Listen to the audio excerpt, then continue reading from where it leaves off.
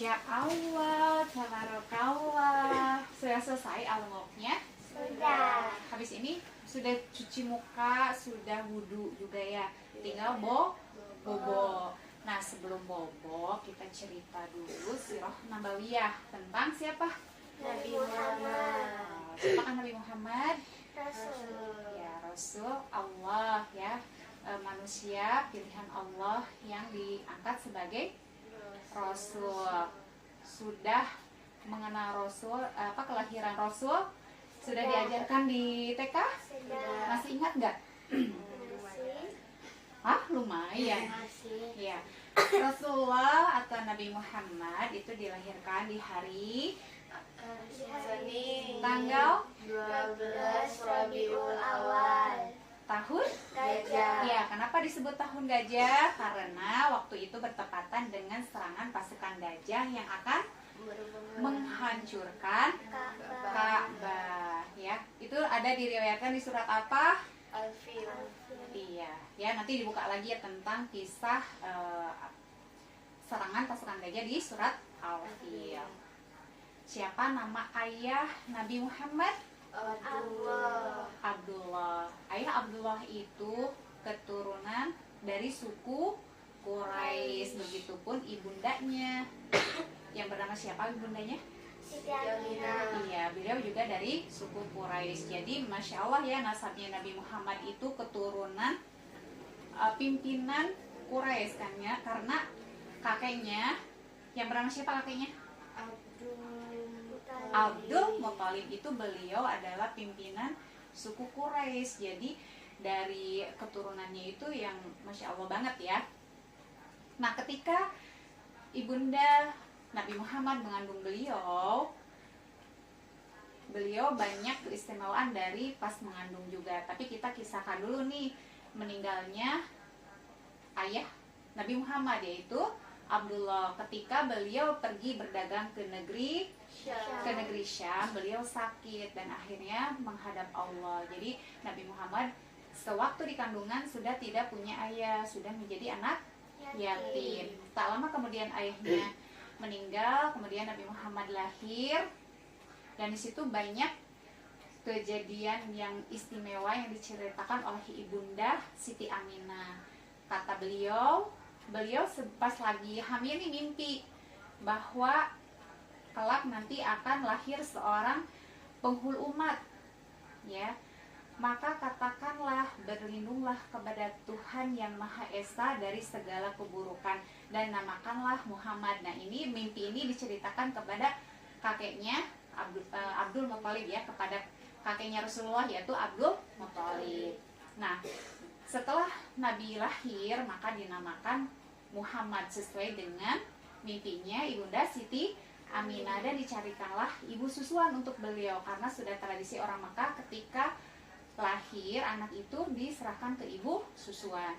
Ada yang ingat ibu susuan Nabi Muhammad siapa namanya? Halimatul Sa'diyah. Iya, Halimatul Sa'diyah. Tahu kisahnya? Ya, kita ulang ya, kisahnya beliau itu adalah dari kaum Sa'ad. Negeri Sa'ad itu negeri yang terkenal dengan sangat tandus, dan beliau saat itu lagi menyusui anaknya nih. Pergi ke negeri Mekah bersama wanita-wanita yang mencari anak susuan. Di perjalanan itu beliau mengalami kelaparan bersama anaknya karena kan berjalannya sama keledai, katanya ya, sama keledai sama unta yang tidak mengeluarkan susu.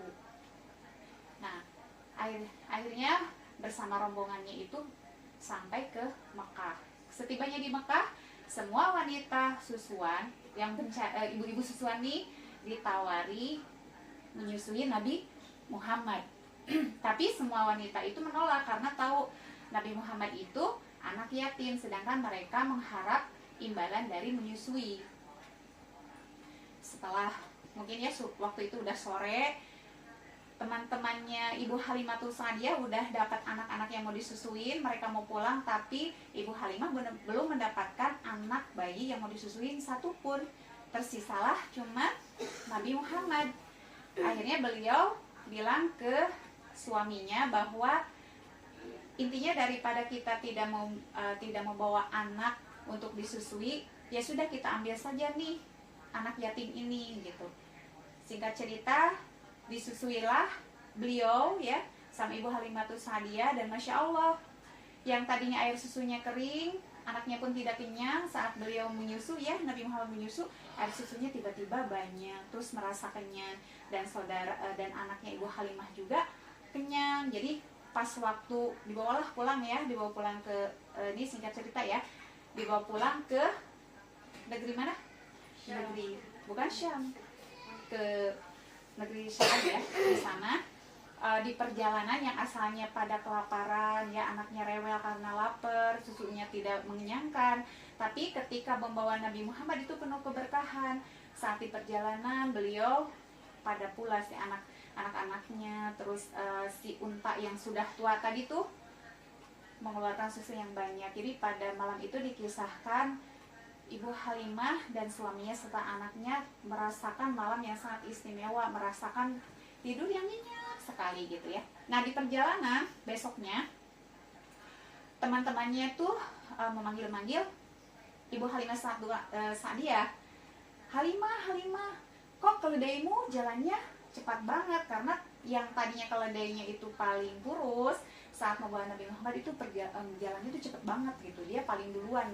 Jadi rombongannya tuh ditinggalin gitu. Mereka heran, ini keledai baru dibeli atau keledai yang kemarin. Terus kata Ibu Halimah, ini keledai yang memang dibawa waktu dari kampungnya. Nah, saatnya tiba, pokoknya 2 tahun Nabi Muhammad bersama Ibu Halimah itu sekeluarga mengalami keberkahan ya. Kambingnya juga sehat-sehat, kan di sana penggembala kambing ya. Jadi kalau kambing tetangganya kan negerinya memang sangat tandus. Ketika pulang kambing tetangganya tuh pada lapar, kurus-kurus, tidak mengeluarkan susu. Tapi yang Ibu Halimah ini ketika kambingnya pada pulang tuh mereka kekenyangan, terus mereka mengeluarkan juga susu. Nah, setelah 2 tahun Nabi Muhammad tiba untuk disapi dan dikembalikan ke Ibu Aminah ya. Namun Ibu Halimatus Sa'diyah saking cintanya jadi meminta kembali untuk menyusui, untuk apa, untuk membawanya pulang kembali ke rumahnya karena merasakan banyak keberkahan setelah adanya Nabi Muhammad. Nah, setelah itu akhirnya dibawa kembalilah ke rumahnya Ibu Halimah. Namun sudah dengar Nabi Muhammad di usia berapa dibelah dadanya. Ada ya kisah itu yang dibelah dadanya disucikan sama malaikat, udah pernah dengar? Nah, belum? Pernah, gimana ceritanya? Jadi saat menggembala kambing bersama saudaranya, terus saudaranya cerita Nabi Muhammad didatangi 2 orang laki-laki gitu yang membawa ada esnya, terus dadanya dibelah, dikeluarkan isi perutnya. Nah, itu tuh proses untuk mensucikan hatinya Nabi Muhammad gitu ya. Jadi mengeluarkan kotoran-kotoran yang akan mengotori hatinya, karena Nabi Muhammad itu kan diangkat jadi Rasul, jadi harus suci gitu ya. Nah, saudaranya bilang ke Ibu Halimah pada panik ya. Akhirnya Ibu Halimah dengan kejadian itu merasa ketakutan dan mengembalikan Nabi Muhammad ke ibundanya dan menceritakan gitu ya, tidak mau lagi mengurus Nabi Muhammad karena takut katanya ya. Kenapa takut? Jadi disangkanya tuh ada setan gitu ya, dikisahkan di situ. Cuma ketika itu ibundanya cerita bahwa Nabi Muhammad semenjak dikandung itu memiliki keistimewaan. Di antaranya saya tidak merasa kepayahan saat mengandung, terus saya didatangi seseorang dalam mimpi saya gitu ya, diceritakan yang tadi mimpinya itu yang harus dinamakan Nabi Muhammad, bahwa ini anak akan menjadi pemimpin umat gitu. Terus Bella berkisah juga ketika lagi dikandung, perutnya itu mengeluarkan apa? Mengeluarkan cahaya yang sebelumnya itu kalau ke negeri Yaman itu nggak bisa ya, ke negeri Syam tuh nggak kelihatan gitu. Tapi dengan sinar cahaya yang keluar dari perutnya ibunda Nabi Muhammad, itu beliau bisa melihat istana-istana Bushra yang ada di negeri Syam waktu itu ya. Nah, akhirnya Ibu Halimatus Sa'diyah menyerahkan Nabi Muhammad untuk dikembalikan ke ibundanya. Nah, singkat cerita, beliau sudah usia berapa tahun ya, menginjak 6 tahun pergi ke negeri Madinah untuk dikenakan sama paman-pamannya. Namun di perjalanan pulang, Ibunda Siti Aminah meninggal dunia di usia Nabi Muhammad berapa tahun? Beliau meninggal 6 tahun. Setelah itu ibundanya yang ada, ayahnya yang ada. Jadi Nabi Muhammad bersama siapa diurusnya? Bersama kakeknya, sama pamannya juga. Kakeknya sangat menyayangi beliau karena kakeknya itu tahu, diceritakan oleh Ibunda Siti Aminah, karena Nabi Muhammad adalah seorang bukan hanya seorang yatim, calon penghulu umat, makanya sangat menyayanginya, menjaganya. Ada yang mau ditanyakan nggak cerita tentang kelahiran Nabi Muhammad? Sudah paham belum? Sudah. Nanti kita cerita lagi besok ya tentang sirah nabawiyah. Sebagai ikhtiar kita untuk mencintai Rasulullah itu harus tahu sejarah perjuangan beliau memperjuangkan umatnya ya. Oke, baik ya. Alhamdulillah, insya Allah semakin hari kita semakin cinta dengan cara apa?